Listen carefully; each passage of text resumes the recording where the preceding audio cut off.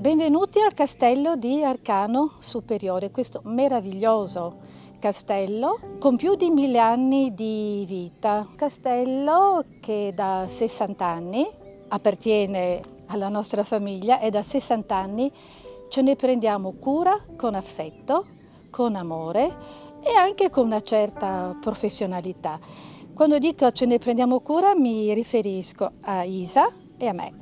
Isa e Caterina. Da anni noi qui abbiamo dato vita a varie iniziative, il cui scopo è far sì che il castello ridiventi un centro pulsante di vita, come è stato in passato. Qui abbiamo allestito momenti piacevoli, matrimoni, cene in costume e altri momenti che ridanno vita a quell'aspetto gioioso che sicuramente il castello in passato ha conosciuto. In questo parco è nato il secondo mercato stabile qui in castello proprio, e quindi già a quell'epoca molti artigiani venivano a lavorare all'interno del castello con le proprie abitazioni, magari anche qui in questa casa. Sì. E di seguito noi abbiamo pensato di fare le botteghe in corte facendo 3 edizioni prima del Covid.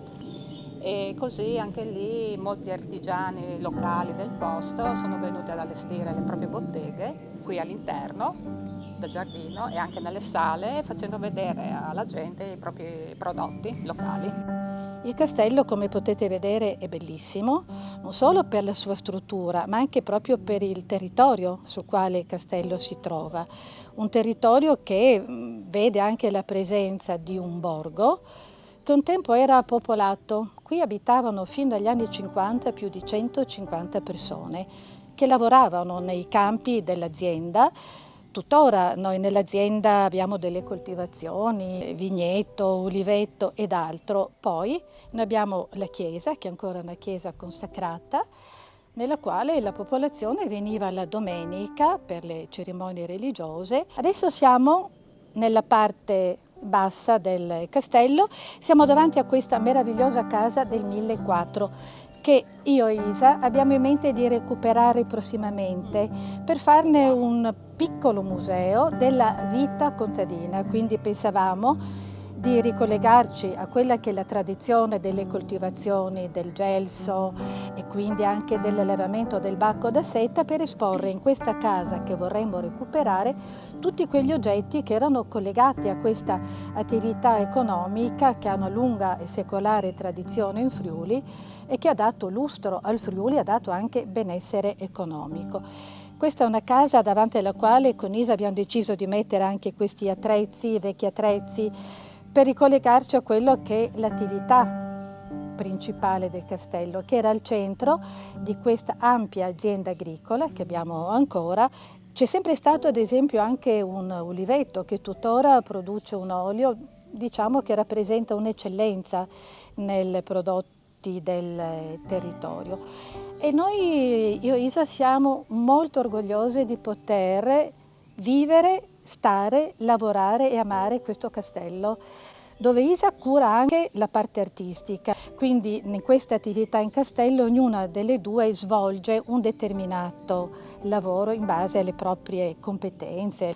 Il giardino che voi vedete è un giardino che noi teniamo curato e lo riserviamo abitualmente ai pranzi di matrimonio, se gli sposi vogliono mangiare fuori, e proprio perché spesso decidono di fare qui il pranzo, abbiamo fatto tagliare l'erba in modo però da lasciare 2 cuori che si collegano appunto a questo aspetto sentimentale delle attività che noi svolgiamo in castello. Allora, adesso siamo in un'altra zona del castello dove quando ci sono i matrimoni vengono allestite le cerimonie simboliche. Qui le coppie che decidono di fare qui da noi in castello la loro festa possono fare questo rito simbolico ed è un angolo che a noi piace particolarmente, un angolo in cui noi mettiamo anche gli agrumi, i limoni, tutte le piante che noi abbiamo in castello. Infatti ha il nome non a caso ed è la limonaia, proprio perché qui, ripeto, proteggendole d'inverno, noi coltiviamo tutti questi agrumi, anche varietà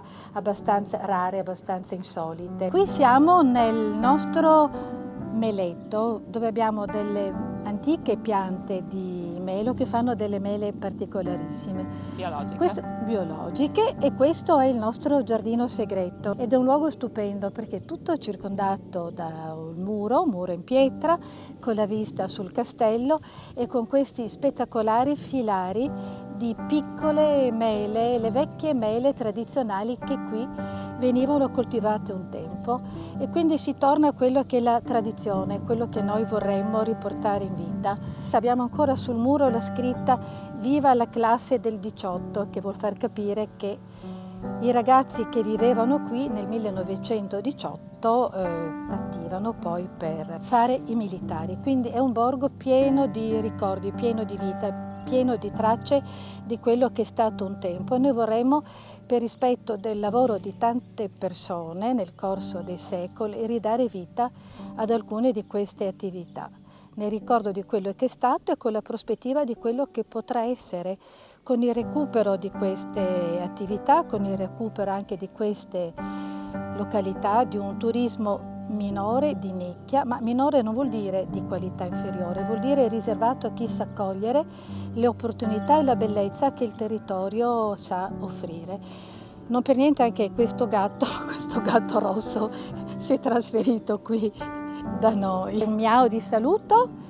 Ecco, il nostro borgo, vi aspettiamo, io e Isa, per accogliervi in questo posto magico e arcano superiore.